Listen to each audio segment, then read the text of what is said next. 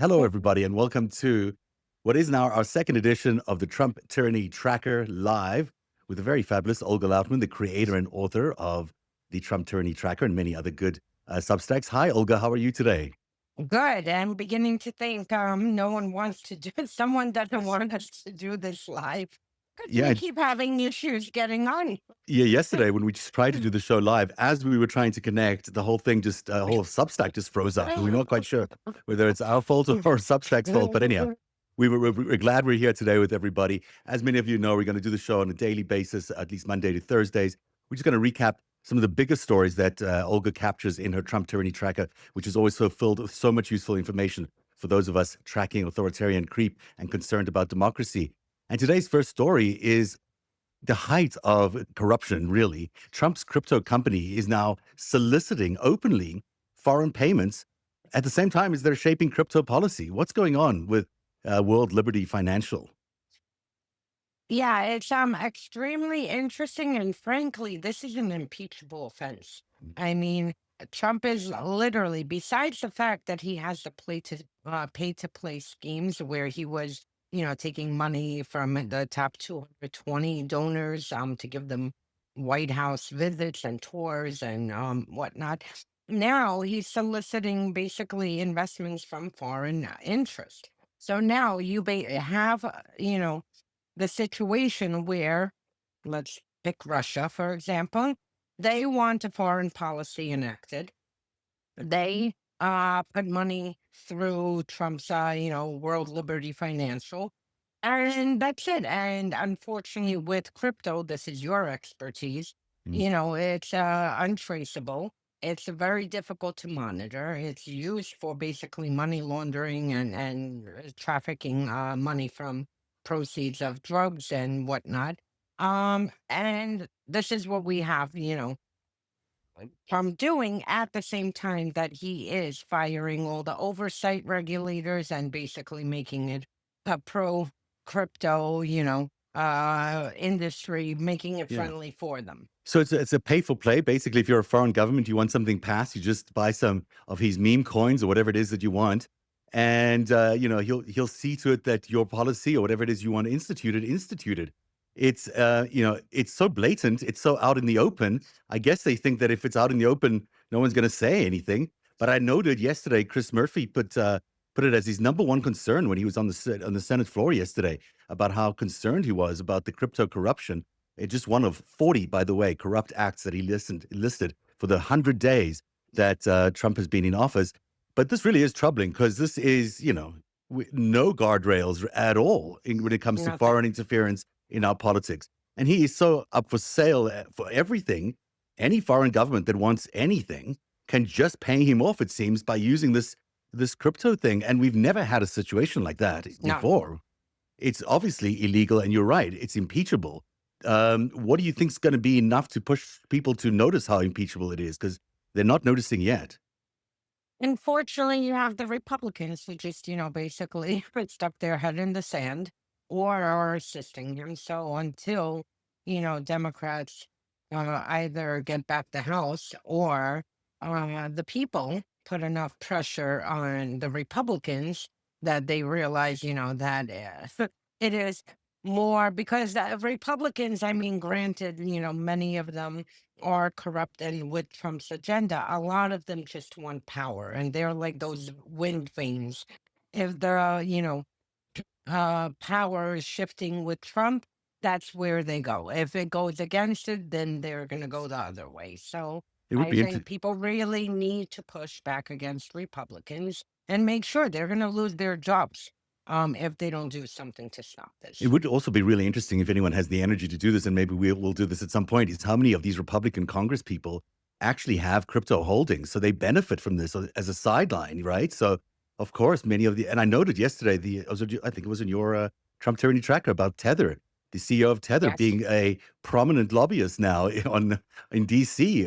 This guy was up for fraud just a few months ago, Yep. and now he's buddying it up with all the Republicans and others in DC. It's just, unconscionable when you think about what this administration's done.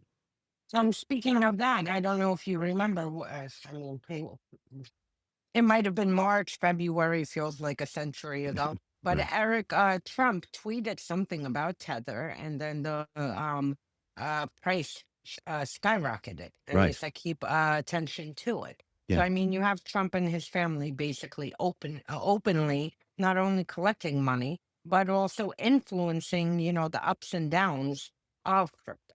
And using the SEC to drop all the charges, all the Yes. investigations against all these corrupt crypto guys. It's a win for every crypto person out there and a real loss for average Americans. The most Americans don't own crypto, and they're the ones who are going to be holding the can at the end of all of this, I bet. Yep. The second story from the Trump Tyranny Tracker today is all about how Trump has used over 100 times. He's weaponized government against his enemies 100 times.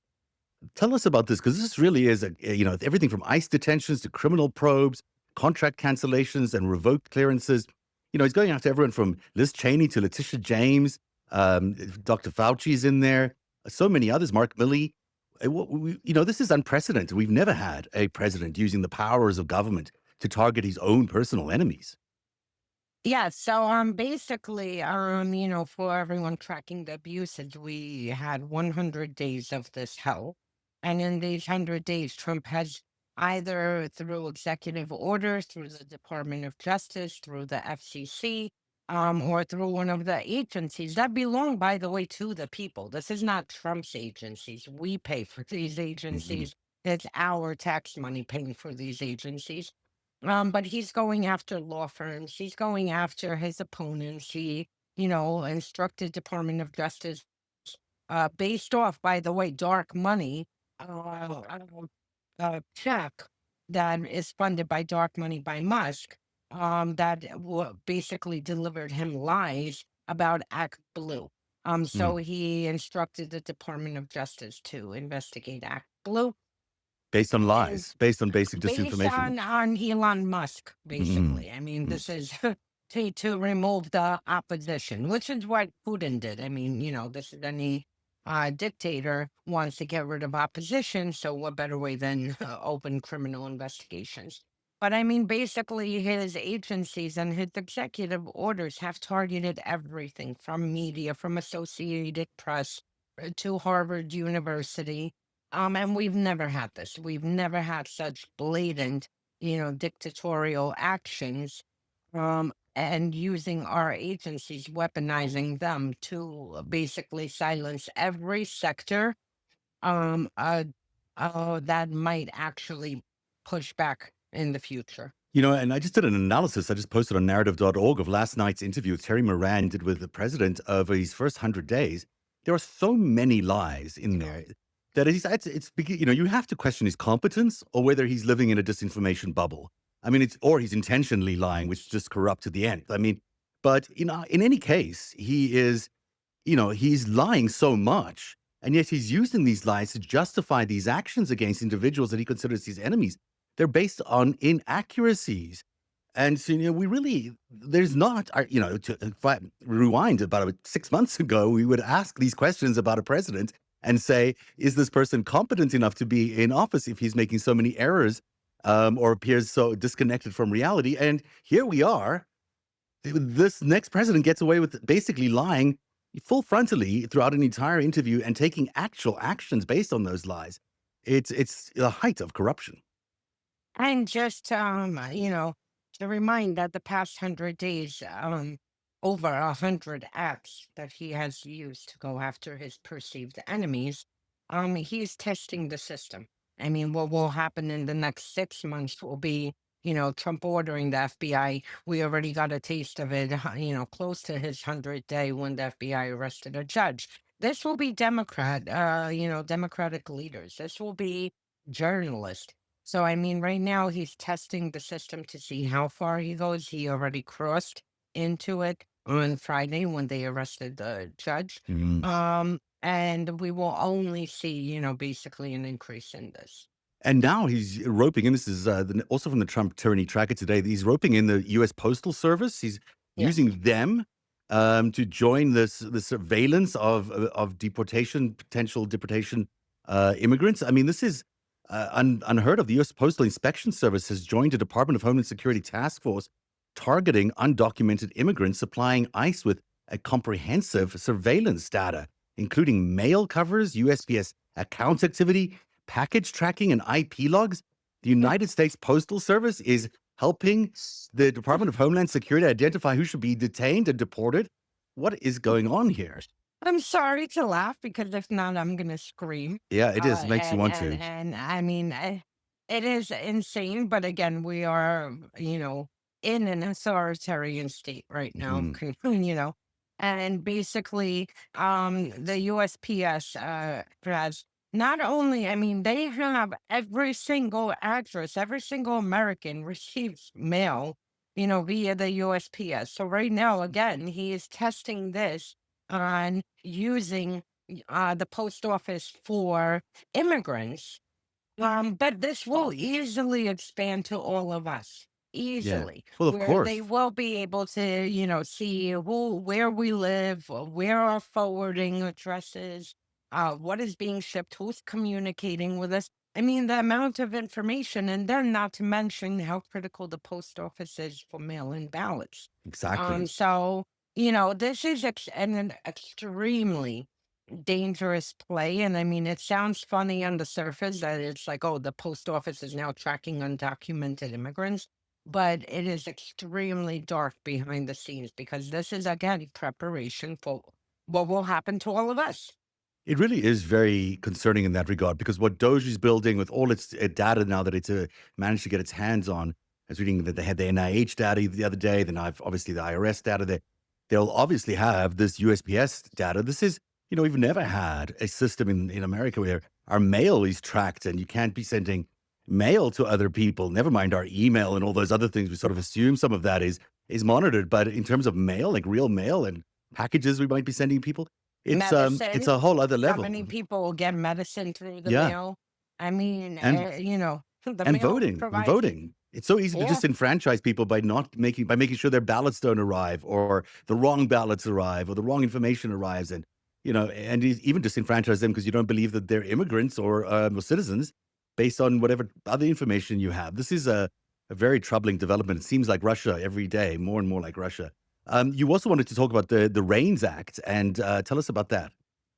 Yeah, and just to tap on that, the Department of Justice just recently changed their memo, basically allowing for warrantless searches. Mm. So this is another extreme part of the surveillance because now the Department of Justice basically they can claim there are illegal immigrants in Olga's house, and then will come in with no warrant, no judge, no due process to intimidate people. So again, all these tactics are that. We're in a With the police REINS state. Act, we have, Republicans right now pushing so hard to give the, tax breaks to the rich and to give Trump money for his border plans.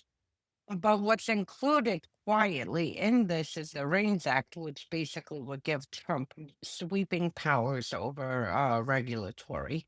And again, this is Congress, relinquishing their role and becoming a rubber stamp basically for whatever Trump What do does. you, when you say that, what do you mean he gets sweeping powers? Does this allow him to independently determine what? Give us an example of He what this can might. fire regulators. I mean, he's already doing it. He can, take action in the FTC. Oh wow, Basically, he can do whatever he wants without congressional approval because Congress is quietly, put this REINS Act in to expand his powers in the process of, attempting to gut your Medicaid and potentially Social Security and whatever to so it's deliver part of for this the rich. massive bill that they're trying to construct with all his tax cuts for the Yes, rich and yes, also reductions for services like Medicaid, Medicare, and all these other things. He's also going to be trying to sneak in legislation in there that allows him to cut the regulators that are watching over some of the stuff that he does, yes. like the trade and tariffs. Well, there you go. That's what happens when you have a dictator in power. And finally, Ed Martin, who is a favorite topic of yours because he is he's still the candidate, right? He's the Interim. interim attorney general for the United States for Washington, if I'm not mistaken. Tell me a little bit more about what's going on with him because he's also known to be a Kremlin a shill, He's a basically. lunatic. Yeah, well, maybe that too. Mhm. But he's also, he basically is a propagandist for the Kremlin. Yes. Ed Martin has been acting as an interim U.S. Attorney General for D.C. He's right now before the Senate for confirmation hearings. In the 100 days that he has been there, he has publicly on Twitter threatened that anyone who criticizes Musk, he will prosecute. He has sent letters of investigation to Democrats in the House. And he basically, this man is a loyalist who is weaponizing the office to, do everything to protect Trump and to silence anyone who criticizes him or Musk. Now, a background on him. Norton appeared on Russia Today, which is basically, not basically, it is arm of Russian intelligence services for propaganda. It's their propaganda arm run through Russian intelligence services, Sputnik and RT. Over 150 times. Tell me why an American is on, Well, Russian state money. media over 150 times. He spews Kremlin disinformation forever. He, fired the January 6th prosecutors while defending, after the insurrection, the January 6th insurrectionists and rioters. Hmm. He has praised Nazis. He's praising Nazis? I didn't realize that. He That's is new praising information. Nazis, and this guy that he praised, his name escapes me, but he literally has photos of himself, like mimicking Hitler. He claims now that he can't recall any of this, but he publicly went on to podcast. So and he's a stop, let's deal, Yeah, he's an election organizer. He was an organizer for Stop the Fear. I remember organizer. covering Yep. this. Yeah, it's crazy. And now he says he can't remember that he mentioned and praised Nazis on No. Russia Today. He originally he forgot to file the 150 appearances that he had on our Yes. team. He like, oops, I forgot that. Finally, he was reminded, so he added it back in. But there's also a payment trail because he got paid for those appearances. So it's not like Yes. he just showed up and did interviews. He showed up to do interviews and he got paid for it. So he's clearly on the Kremlin payroll. And this is the guy that Donald Trump wants to make the U.S. Attorney for Washington, D.C. Just another blatant example of corruption, along with the others we've learned today. We've learned about the private enrichment the president is doing through his meme coins, through crypto. He's turning the Postal Service into a Yes. surveillance arm. He's using the REINS Act to get oversight removed from his own actions. This is a runaway train of authoritarian government, and it's taking over the American government day by day. So thank you very much, Olga Lautman, for sharing all your information with us on the Trump Tyranny Tracker. Go ahead. And just one Yeah. more Yes. thing, and Yes. thank you for reminding me. Yes. The most important part of the tyranny tracker tomorrow is May 1st, Mm. which means National Day of Resistance. So find your nearest protest, go out, push back, organize, go with friends, bring your family, because this is important. These protests are working, and tomorrow we are having another big national protest across all 50 states. Absolutely. I wrote about this last night on Narrative as well. It's really important that people push back. We have to push back on every level because otherwise this stuff just becomes a self-fulfilling prophecy. And the more he can get away with, the more he will do. That's the Trump Tyranny Tracker for today. We'll see you again tomorrow with Olga Lautman, and I'm Zev Shalev. Thank you for being here. See you tomorrow. Thank Bye-bye. you. Bye.